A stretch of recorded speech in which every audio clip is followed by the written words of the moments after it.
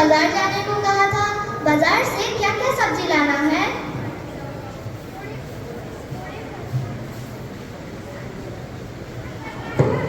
थोड़े फल व सब्जी ले आना।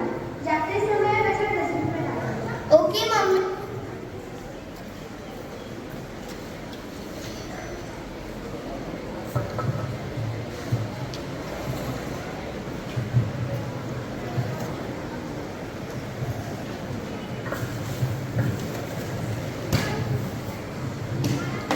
अरे इन्होंने तो सारा कचरा यहाँ ही फेंक दिया।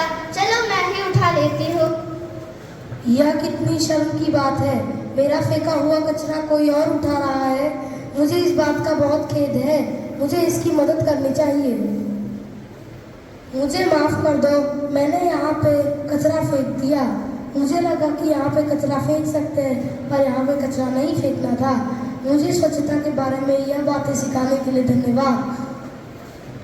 हमें कचरा नहीं फेंकना चाहिए क्योंकि हमें प्लास्टिक बॉटल्स और रैपर्स नहीं फेंकना चाहिए क्योंकि पशु पक्षी इन्हें खा लेते हैं, इसीलिए उनकी मौत हो सकती है। इसीलिए हमें कचरा डस्टबिन में ही डालना चाहिए।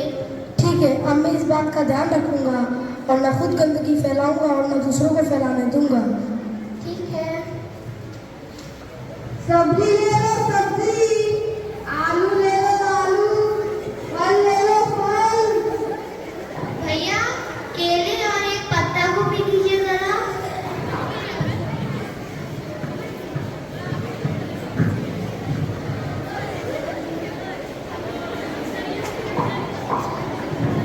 मैं तुम्हें देख रहा था जब उस लड़के ने प्लास्टिक का बॉटल फेंका। तुमने वो बॉटल उठा के डस्टबिन में फेंक दिया।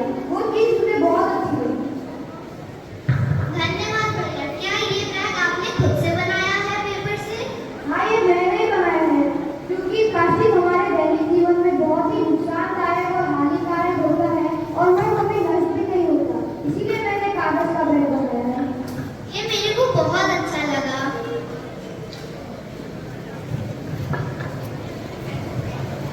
ये कागज मेरे कुछ काम के नहीं है, मैं इन्हें यहीं फेंक देता हूँ। अरे आपने तो सारा कागज यहाँ ही फेंक दिया। मुझे माफ करें, मैं भी आपकी मदद कर रहा हूँ। हमें कागज नहीं वेस्ट करना चाहिए क्योंकि कागज पेड़ से बनते हैं। हम जितने कागज वेस्ट करेंगे उतने ही पेड़ कटेंगे और उतना ही ऑक्सीजन लेने में दिक्कत होगी। मुझे माफ करें, आज के बाद मैं कचरा नहीं फैलाऊंगा और अपने आसपास की जगह को साफ रखूंगा। ठीक है।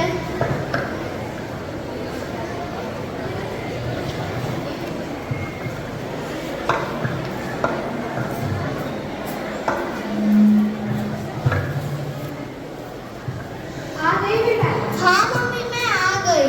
आज मैंने सड़क का बहुत सारा कचरा उठाकर डस्टबिन में डाला और मैंने ये भी देखा कि लोग कचरा डस्टबिन में नहीं डालते हैं बल्कि सड़क पर यहाँ वहाँ फेंक देते हैं।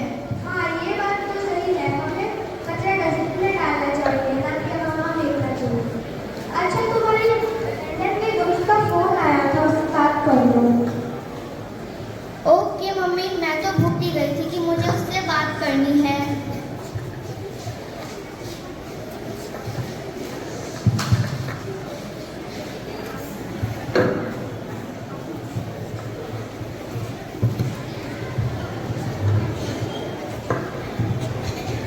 Hello Aaradhya, how are you?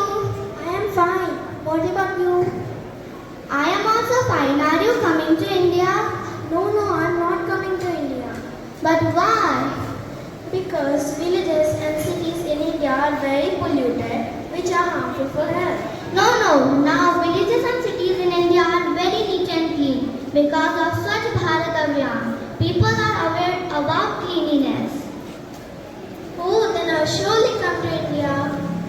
Okay, my friend is coming to India now.